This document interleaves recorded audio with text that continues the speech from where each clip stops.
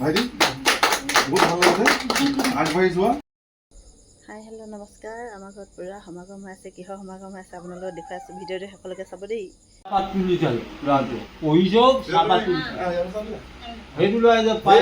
ঘৰত আহি আছে আলহী, তাকে চাহৰ যোগাৰ কৰি আছোঁ এইফালে।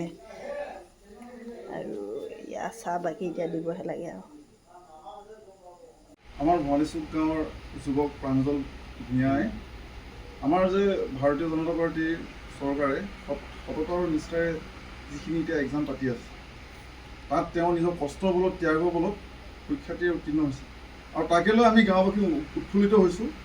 আৰু তাৰ কাৰণে আমি আজি গাঁওবাসীয়ে তেখেতক এটা সম্ভাৱনা জনাবলৈ আমি আহিলোঁ দেই। ভাইটি বহুত ভাল লাগিছে আগবাঢ়ি যোৱা হা। আমি সকলো তোমাৰ লগত আছোঁ, যাতে তুমি ৰাইজৰ হকে ভাল কাম কৰিব পাৰা। ৰাইজে যাতে তোমাৰ নাম লয় যে ভাইটি বহুত ভাল কাম কৰে, ৰাইজৰখিনি বহুত সহায়।